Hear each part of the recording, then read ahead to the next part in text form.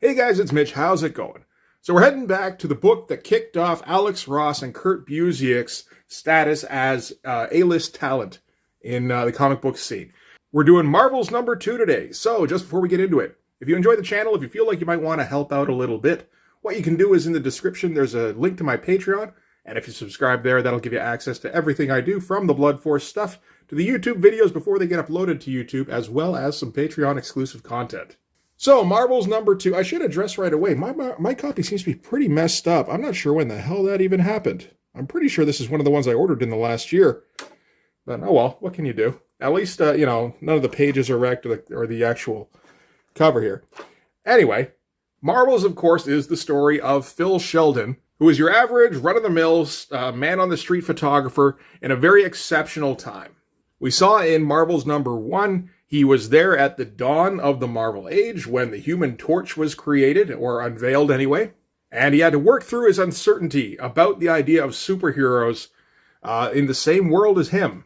And by the end of the issue, he'd at least come to terms with the idea of guys like Captain America and Namor and the Human Torch occupying the same space as him, and kind of accepted the fact that this is just the way things were now. So today we're going to move on to Marvel's #2, and the focus on this one is, it's going to be set at the dawn of the Silver Age. So we're talking right around 1963. So we're talking Avengers, Fantastic Four, and Spider-Man's in here, and of course, the X-Men.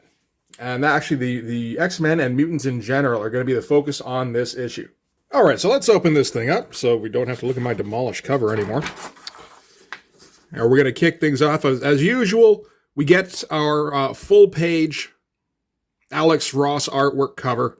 Sort of a glory shot of Angel here, and rescuing a little mutant girl who's going to be featured in the book, and of course, being hunted by the population. This is actually a pretty good sum-up of the entire issue. And the title for this one is Monsters. But who are the monsters? All right, so we're going to open things up here. Phil is now a full-on veteran photographer. He's probably been in the business about 20 years at this point. That's our man there.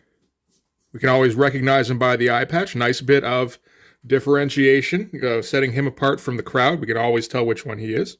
And so this is New York City, 1963, and everybody in the newsroom is abuzz, because action is going on somewhere, as it probably always is in 1963 in the Marvel Universe.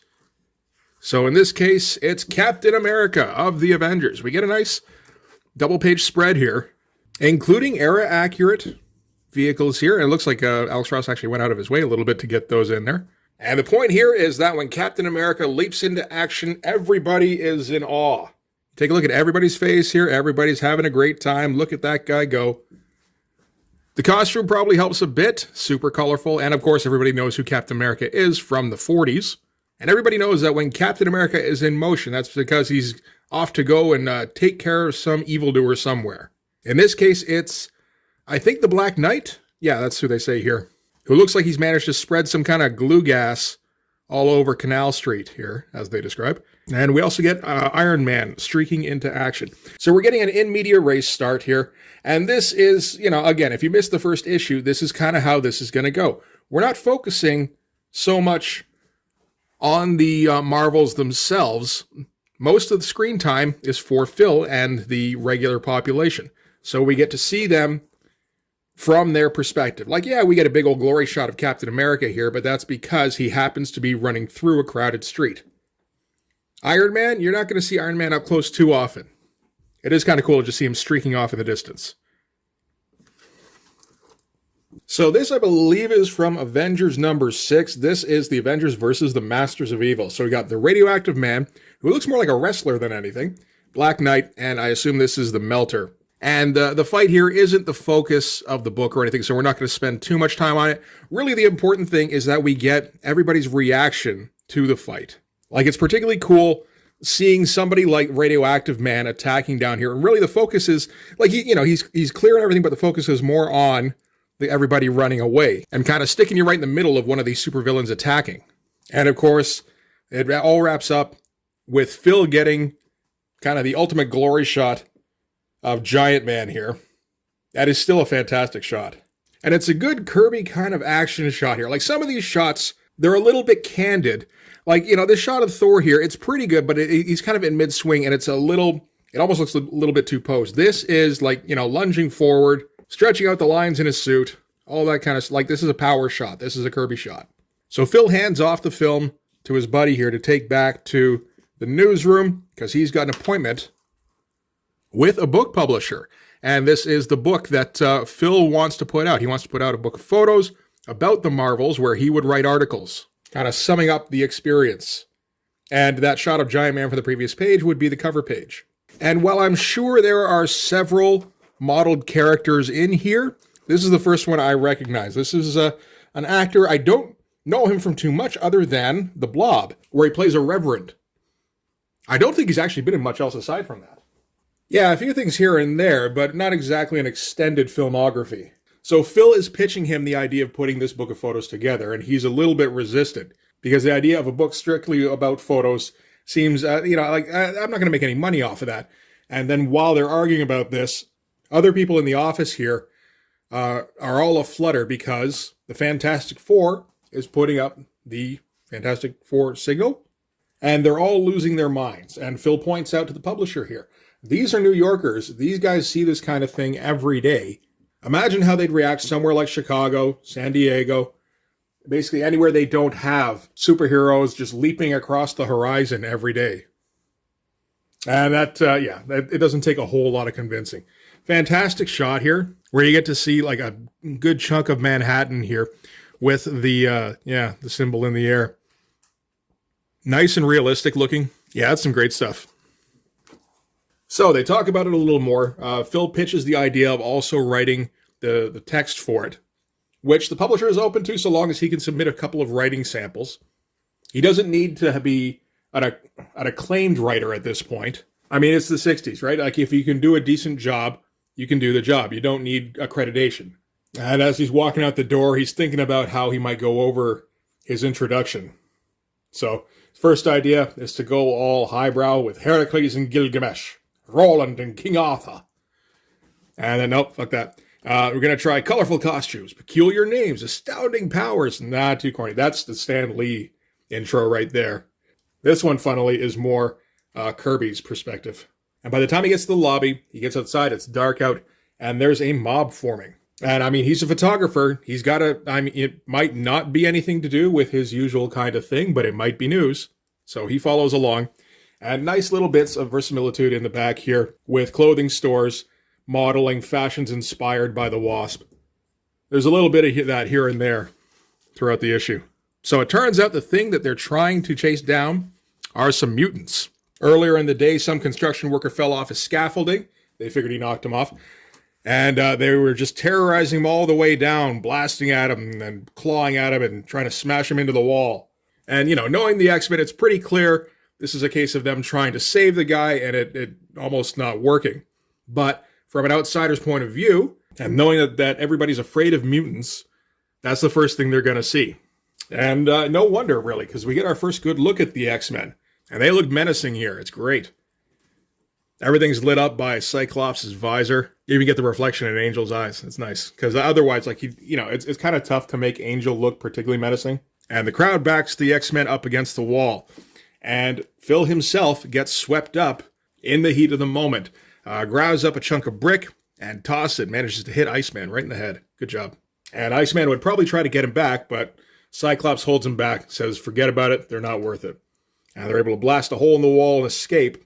And Phil is left here thinking, wait a minute. What does that mean? They're not worth it. Meanwhile, he tried to attack them just a second ago, But it does set his mind in motion. And, Phil's the kind of guy who tends to mull things over quite a bit. And Phil's able to sum up why humanity fears the mutants, basically because they're going to replace them eventually. All the experts say that mutants are the next evolutionary step, and that humanity's days are numbered. They're going to be the big dog after that. That's a terrifying prospect. And I do like the repeated motif here, with Cyclops keep popping up in Phil's head, just saying they're not worth it. Like, shit, that kind of cut deep. All right, so now we're going to cut to Phil's house, where we're going to see what his home life is like. Phil's got a couple of daughters now, and it's interesting. In this world, they always play superhero, because that's what they see on the news all the time. So naturally, right? And we're also going to catch up with Doris, who we did meet in the last issue, although, I mean, both her and Phil have aged a fair bit since the last time we saw them. And Phil is used to his girls playing superhero, but he's still a little bit shaken from his run-in with the mutants. It's not enough, though, to really change his mind one way or the other, and he's able to at least ease back into his family life. Although, of course, when he's by himself and he's confronted with the Marvels, as part of his job, he has to think about it some more, and he thinks about how the mutants are maybe kind of a dark reflection of the Marvels. Kind of a negative. It's like a metaphor. There you go. And then we come back to day-to-day life. Phil's trying to get into work. The train is delayed by more than 10 minutes because Thor is fighting Spider-Man somewhere. And again, just interesting version of 1960, well, this is 1964, I guess, where, sometimes traffic is just backed up because there's a super fight going on somewhere.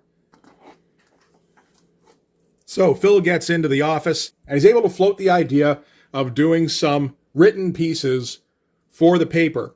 Again, in the hopes of getting samples that he can provide to that publisher and prove that, you can definitely write, so let's do that book. So the editor goes, sure, why not? There's this thing going on where Alicia Masters is unveiling her collection of statues that she's done on all of the Marvels. There we go, it all ties together. So go down there, snap some pictures, and give me some copy, and we'll see what we can do with it.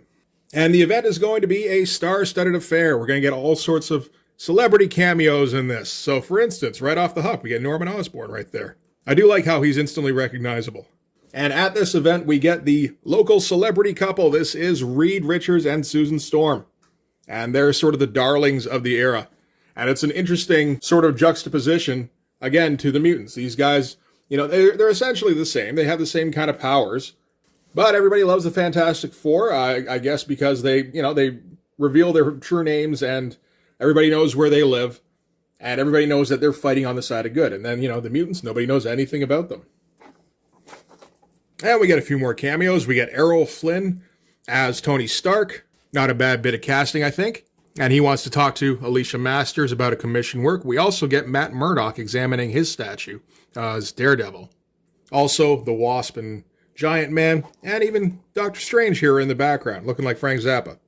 And everybody steers clear of the Thing near his own statue.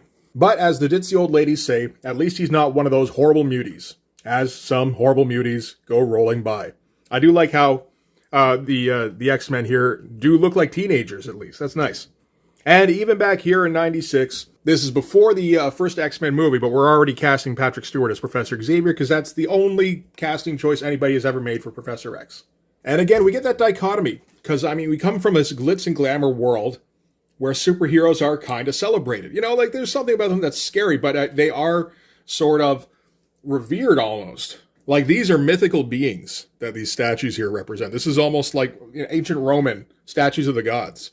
And from there, Phil's on his way home, and there's just graffiti about mutants die bloody, which is brutal. So there's a nasty side to all this Marvels stuff. And while it is scary, that's just in the city. New York, it's always a little bit scary because you can, anything can happen there, including anything bad. When you get out to the suburbs where Phil lives, they're safe there at least. And at dinner that night, Phil and Doris discuss his day. They discuss his book and the progress he's making. Meanwhile, their daughters are sneaking some food for what they figure is probably a stray dog or cat or something. And, Phil's just like, oh, that's sweet. And we're building something here that we're going to come back to. And flipping back to another event that Phil's attending. This is the announcement of the nuptials of Mr. Fantastic and Susan Storm. And they even look like a celebrity couple. These two in particular look like they're probably based off of somebody. I can't tell who, though. But yeah, we're careful to always show the Marvels in bright sunlight. And the mutants always happen at night. And yeah, you get rallies going. It's like Beatlemania. People getting their hair cut, like Sue. The Fantastic Four are on the cover of every magazine. I do particularly like this shot of Johnny Storm on the cover of 17, where it's just like, oh, watch out, girls, he's a heartbreaker. They're hosting parties for the engagement, And meanwhile, underneath it all is still this hatred for the mutants. Kill all mutants. And meanwhile, Phil's got new events to cover. The Absorbing Man escapes from prison. The Avengers gets a new lineup. What was that, Avengers 16? I think so. That sounds about right. The Fantastic Four still has, threats to deal with, and including Susan Storm getting abducted by the Frightful Four, but everybody assumes it'll get resolved and the wedding will continue, which is the important thing. And it's all a sideshow. This is all the gloss on top that distracts everybody's attention. Meanwhile, again, there's that mutant business just bubbling below the surface. And to illustrate that, when Phil gets home, there's another mob forming, only this time right in his neighborhood. And Phil has to run home to check on his kids, and turns out that the stray that his daughters had befriended is the mutant girl that the mob is hunting. And the mutant girl here was based off of some image from a 50s Marvel comic, I believe. Oh, no, my bad. It's an EC comic. I should have known. This is from Weird Science number 20 from 1953, which is a story of just, a little mutant girl who's just trying to get along but looks weird, so she keeps getting hunted by mobs, so that's appropriate. And Phil has to make a snap decision. He's been on the fence recently about how he should feel about mutants, where they provoke this gut reaction of abhorrence. I believe it's called the arachnid reaction. But she's just a little girl. She's been nice to his kids. And they show here that Phil was apparently there at the liberation of Auschwitz. And he sees something of their horror reflected in her eyes, which is a bit of a tightrope that you gotta walk if you're gonna put that in your comic book. But I think this is the way you do it, where you do it respectfully, and you put it in there briefly, and then you get the fuck out. And ultimately, Phil makes the right decision, where he's like, no, we gotta hide this kid. So now Phil's got a mutant girl living in his basement, and he decides he's gotta learn more about mutants, which is fair. You got a problem, educate yourself. So he reads everything that his workplace, the Daily Globe, has to offer, which ain't much. He goes down to the New York Public Library, sees everything there that there is to read about mutants. Not much there either. Just basically everything that's been reported. Which is that it looks like they've been helpful in some cases, but there's also the Brotherhood of Evil Mutants, and this guy, Dr. Bolivar Trask, seems to be very knowledgeable about it, and he says that they're going to be a serious problem. And you gotta trust a guy with a tie and a mustache like that. And he even calls into the FBI to see if there's any pamphlets about mutants that he could maybe get, to just expand his information base. And they're like, do you know things about mutants? If you do, we will send people to your house right now. So yeah, no, that's his prompt to hang up the phone immediately. It's 1964, they probably don't have any kind of instant trace technology just yet. So one thing he has been able to find out is that the X-Men are often sighted in Greenwich Village. So he thinks if he goes down there, if he wanders around, maybe he can find them. And if he can and he can talk to them, maybe he can talk them into taking her in. And he finds them pretty soon, actually. You got Iceman and the Beast leaping into action right here. But when he does see them, he thinks back to that original confrontation with them.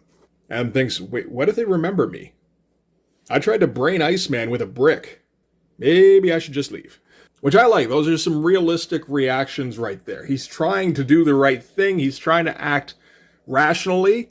But he's got to deal with his guilt, and he's got to deal with his previous irrational reactions. And then, later on, it's the event that everything's been gearing up to.